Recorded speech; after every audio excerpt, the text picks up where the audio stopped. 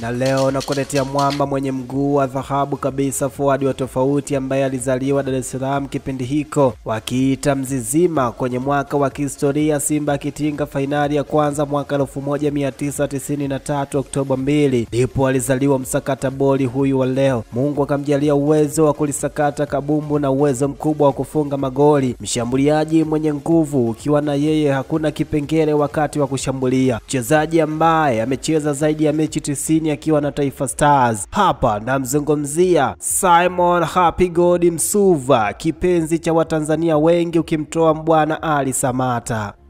Alianza kucheza boli kipaji kikang'aa akiwa na Azam FC mwaka 2010 na mwaka 2011 hadi 2012 alikuwa kwenye kikosi cha Molo United FC. Ama kweli kipindi hiko soka ndipo lilipoanza kukua kwa ukubwa Tanzania, ndipo 2013 alijiunga na Wanajangwani, wao wakijiita wananchi Young Africans, kwa mafanikio makubwa ya kunyanyua mataji mara 3 mfululizo hadi 2017 mataji ya ligi kuu.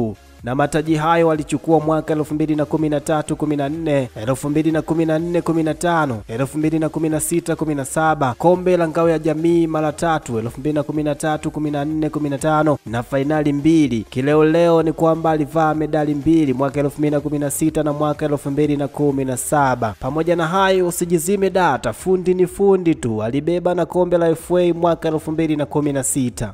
Waenga usema kizuri ni ngumu kabisa kujificha, hata ufanye nini ni lazima kionekane, na utake usitake lazima timu nyingine zipige hodi kwa mlango wako zikidai kile kizuri ulichonacho, kwa sababu wameshaona uwezo wake. Ndivyo ilivyokuwa kwa timu ya Difa El Jadida ikipiga hodi mlangoni kwa Young Africans na kuomba liwezekanalo lifanyike, na tarehe 29 mwezi wa 7 mwaka 2017 hadi 2020 Simon Happy God Msuva alitumikia timu ya El Jadida kwa mafanikio makubwa sana, kwani mwamba alipachika magoli 28 kambani akiwa na timu ya El Jadida.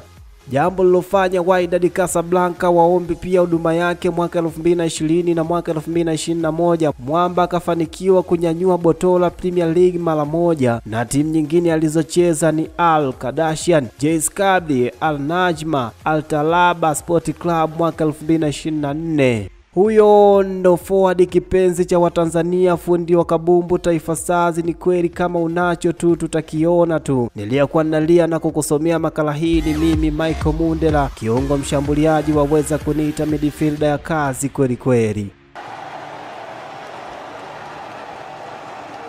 Simon Msuva anawaambia Watanzania ulimi usio na mate kutamka hauwezi.